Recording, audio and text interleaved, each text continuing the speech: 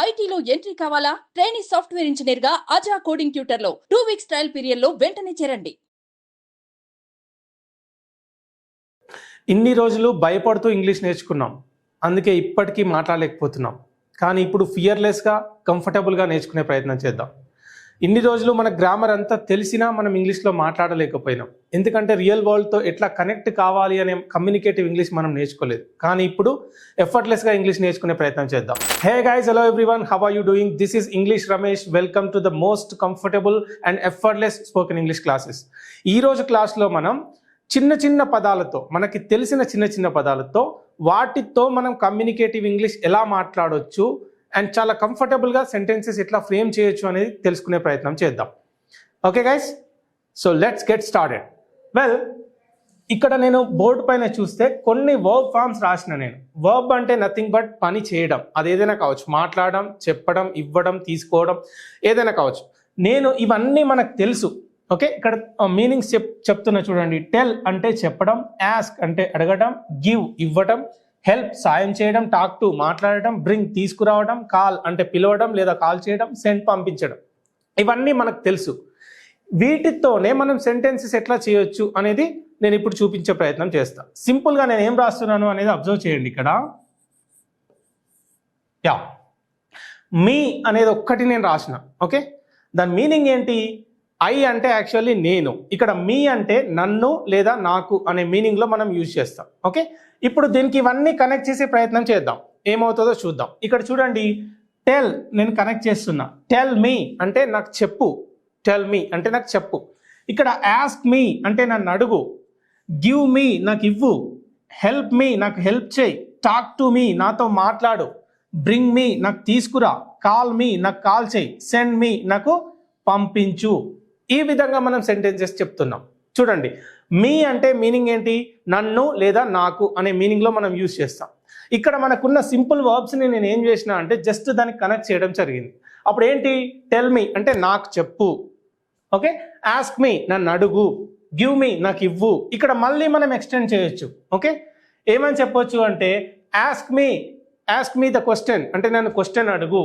Okay, give me some money నాకు కొంచెం money ఇవ్వు. ఈ విధంగా మనం సెంటెన్సెస్ని పెంచుకుంటూ వెళ్ళొచ్చు. అయితే ఇక్కడ ఇప్పుడు ఒక చిన్న చేంజ్ ఏం చేస్తున్నా అంటే మీ ఇన్ ద ప్లేస్ ఆఫ్ మీ నేను ఏం రాస్తున్నా? హర్ని యూజ్ చేస్తున్నా. ఇక్కడ షీ అంటే ఆమె, హర్ అంటే ఆమెకు లేదా ఆమెను అనే అర్థంలో మనం యూజ్ చేస్తాం. ఇప్పుడు ఇవన్నీ కూడా హర్కి కనెక్ట్ చేసే ప్రయత్నం చేద్దాం. టెల్ హర్ అంటే ఆమెకు చెప్పు, టెల్ హర్ ఆమెకు చెప్పు.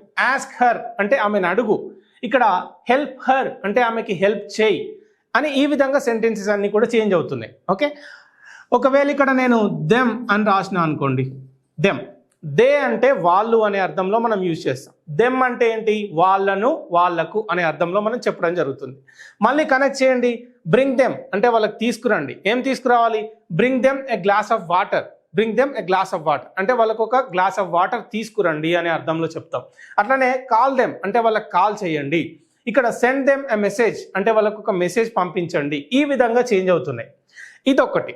ఫైన్, ఇప్పుడు మనం ఏం చేస్తున్నామంటే ఒక చిన్న చేంజ్ చేస్తున్నాం. ఆ చిన్న చేంజ్తో మనం ఒక కమ్యూనికేటివ్ లాంగ్వేజ్ టూ టెన్సెస్లో మనం మాట్లాడచ్చు. ఏ విధంగా అనేది ఒక చిన్న ప్రయత్నం చేద్దాం. ఇక్కడ నేను ఏం చేస్తున్నా అంటే వీటికి ముందు నేను విల్ యూ యాడ్ చేస్తున్నా. ఓకే, విల్ యూ, నేను ఎక్స్ట్రా ఏం తీసుకోవట్లేదు, విల్ యూ యాడ్ చేస్తున్నా. అప్పుడు ఏమవుతుంది? విల్ యూ టెల్ మీ నువ్వు నాకు చెప్తావా, విల్ యూ టెల్ మీ నువ్వు నాకు చెప్తావా, విల్ యూ ఆస్క్ మీ నువ్వు నన్ను అడుగుతావా, అది క్వశ్చన్ అయిపోతుంది, క్వశ్చన్. ఇక్కడ చూడండి, విల్ యూ హెల్ప్ మీ అంటే నాకు సాయం చేస్తావా, ఈ విధంగా చేంజ్ అవుతుంది. రైట్, అదే విధంగా will you talk to me అంటే నువ్వు నాతో మాట్లాడతావా. సో క్వశ్చన్స్ చేస్తున్నాం మనం. రైట్, అయితే ఇక్కడ చూడండి, ఇప్పుడు హర్ తీసుకుందాం. Will you talk to her అంటే నువ్వు ఆమెతో మాట్లాడతావా, విల్ యూ గివ్ హర్ అంటే నువ్వు ఆమెకి ఇస్తావా, విల్ యూ హెల్ప్ హర్ అంటే నువ్వు ఆమెకి సాయం చేస్తావా. ఈ విధంగా చేంజ్ అవుతుంది మీనింగ్ అనేది. నేను ఏం యాడ్ చేసిన? విల్ యూ అంటే నువ్వు లేదా మీరు అనే కాంటెక్స్లో మనం యూజ్ చేస్తాం. ఇది ఒక్కటే నేను యాడ్ చేసిన. ఇప్పుడు ఏం చేద్దామంటే ఇంకొక చిన్న చేంజ్ చేస్తున్నా. ఇప్పుడు ఏం యాడ్ చేస్తున్నా అంటే డిడ్ యూ యాడ్ చేస్తున్నా. వీటి మీనింగ్ ఎట్లా చేంజ్ అవుతుంది అనేది చూద్దాం. డిడ్ యూ, ఇక్కడ ఏమవుతుందంటే డిడ్ యూ టెల్ మీ నువ్వు నాకు చెప్పినవా అనే మీనింగ్ వస్తుంది. అంటే అది question. Okay, did you tell మీ, నువ్వు నాకు చెప్పినవా? డిడ్ యూ కాల్ మీ, నువ్వు నాకు కాల్ చేసినవా? డిడ్ యూ ఆస్క్ మీ, నువ్వు నన్ను అడిగినవా? ఈ విధంగా చేంజ్ అవుతుంది. అయితే ఈ రెండింటిని మనం కంపేర్ చేసే ప్రయత్నం చేద్దాం. విల్ యూ టెల్ మీ అంటే నువ్వు నాకు చెప్తావా, అంటే భవిష్యత్తులో ఫ్యూచర్లో మనం క్వశ్చన్ అడుగుతున్నాం. నువ్వు నాకు చెప్తావా, will you tell me. Did you tell మీ, నువ్వు నాకు చెప్పినవా? ఈ విధంగా చేంజ్ అవుతుంది. ఓకే, అదేవిధంగా విల్ యూ ఆస్క్ హర్ అంటే నువ్వు ఆమెను అడుగుతావా? డిడ్ యూ ఆస్క్ హర్ అంటే నువ్వు ఆమెను అడిగినవా? ఈ విధంగా మనం చెప్తున్నాం. ఇప్పుడు వాటిని మనం క్వశ్చన్స్ అడుగుతున్నాం, వాటికి ఆన్సర్స్ ఎట్లా చెప్పాలి అనేది ఇక్కడ క్లియర్గా చూద్దాం. ఓకే, ఇక్కడ చూడండి, విల్ యూ టెల్ మీ అనేది ఒక క్వశ్చన్ తీసుకుంటున్నా, and in the same sense of course did you tell మీ అనేది ఇంకొక క్వశ్చన్ నేను తీసుకుంటున్నా. రెండు క్వశ్చన్స్.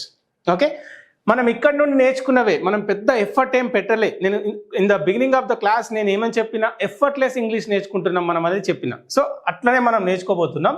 ఇక్కడ అడిగినట్టుగానే నేను ఏం చేస్తున్నా, విల్ యూ టెల్ మీ అని నేను ఒక క్వశ్చన్ అడుగుతున్నా. విల్ యూ టెల్ మీ అని అడుగుతున్నా అంటే నువ్వు నాకు చెప్తావా? డిడ్ యూ టెల్ మీ, నువ్వు నాకు చెప్పావా? ఇది అయిపోయిన విషయం గురించి చెప్తుంది, ఇది భవిష్యత్తులో జరిగే విషయం. దీన్ని మనం క్వశ్చన్ చేస్తున్నాం. మనం ఇక సెంటెన్సెస్ దాకా రాలేదు, క్వశ్చన్ చేస్తున్నాం. సో మరి చూద్దాం, ఇంగ్లీష్ లాంగ్వేజ్లో 80% ఆఫ్ క్వశ్చన్స్కి ఆన్సర్ అనేది ఆ క్వశ్చన్లోనే ఉంటుంది. ఏ విధంగానే చూద్దాం. ఇప్పుడు నేను మిమ్మల్ని అడుగుతున్నా, విల్ యూ టెల్ మీ అంటే నువ్వు నాకు చెప్తావా అని నేను అడిగిన. అప్పుడు దానికి ఆన్సర్ ఏం చెప్తాము అంటే యా ఐ విల్ అని చెప్తాం. Yeah I will. ఇక్కడ క్వశ్చన్ దేంతో స్టార్ట్ అయింది? విల్. ఆన్సర్ ఏమొచ్చింది? Will. Okay, in case of ఒకవేళ నెగిటివ్ ఆన్సర్ చెప్పేది ఉంటే నో ఐ వోంట్ అని చెప్తాం. No I won't. Okay, won't అంటే నథింగ్ బట్ విల్ నాట్ కి కంట్రాక్షన్. అది విల్ నాట్ కి కంట్రాక్షన్, రైట్? ఈ విధంగా ఉంది. ఇక్కడ చూడండి, ఎప్పుడైనా మనం ఆన్సర్ చెప్పేటప్పుడు కంప్లీట్గా చెప్పొద్దు, అలాగని ఎస్ అండ్ నో చెప్పి ఆగిపోవద్దు. ఓకే, ఎట్లా చెప్పాలి? ఎస్ ఐ విల్, ఇక్కడ విల్తో స్టార్ట్ అయింది, ఆన్సర్లో విల్ వచ్చింది. లేదా నో ఐ వోంట్ అని చెప్పే ప్రయత్నం చేయాలి. కొందరు ఏం చేస్తారు, ఎస్ అని చెప్పి ఆగిపోతారు, నో అని చెప్పి ఆగిపోతారు. లేదా ఇంకొందరు ఏం చేస్తారు, yes I will tell you అని కంప్లీట్గా చెప్తారు, no I won't tell you అని కంప్లీట్గా చెప్తారు. ఆ రెండు కూడా తప్పే. ఏ విధంగా చెప్పాలి? Excuse me, yes I will అని చెప్పాలి, లేదా నో ఐ వోంట్ అని చెప్పాలి. Coming to this one, did you tell me అంటే నువ్వు నాకు చెప్పావా, నువ్వు నాకు చెప్పావా అని క్వశ్చన్ అడుగుతున్నాం. క్వశ్చన్ దేంతో స్టార్ట్ అయింది? డిడ్తో స్టార్ట్ అయింది. ఆన్సర్ చెప్పేటప్పుడు ఏ విధంగా చెప్తారు అంటే యా ఐ డిడ్ అని చెప్పండి, లేదా నో ఐ డిడ్ నాట్ అని చెప్పే ప్రయత్నం చేయండి. డిడెంట్.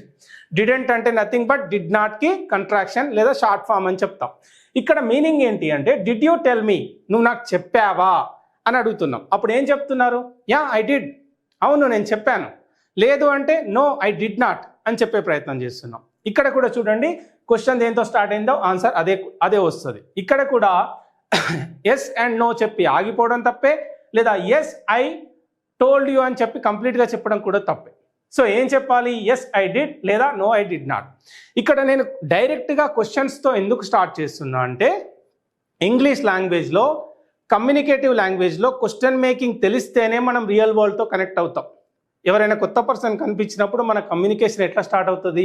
మీ పేరేంటి, మీ ఊరేంటి, మీ ఫోన్ నెంబర్ ఏంటి, క్వశ్చన్ మేకింగ్తోనే స్టార్ట్ అవుతుంది. సో క్వశ్చన్ మేకింగ్ చేస్తేనే మనం రియల్ వరల్డ్తో కనెక్ట్ అవ్వగలుగుతాం. కాబట్టి ఈ విధంగా ఫస్ట్ నేను ఎక్కడ స్టార్ట్ చేసినా చిన్న వర్బ్ ఫామ్తో స్టార్ట్ చేసి ఇక్కడ కొన్ని యాడ్ చేసి ఇక్కడ వాటిని క్వశ్చన్స్ తీసుకొచ్చి ఈ విధంగా మనం కమ్యూనికేటివ్ ఇంగ్లీష్ నేర్చుకునే ప్రయత్నం చేస్తున్నాం. సింపుల్గా వీటికి పేర్లు పెట్టాలంటే ఇది ఫ్యూచర్ టెన్స్లో క్వశ్చన్ మేకింగ్, ఇది పాస్ట్ టెన్స్లో క్వశ్చన్ మేకింగ్, రైట్?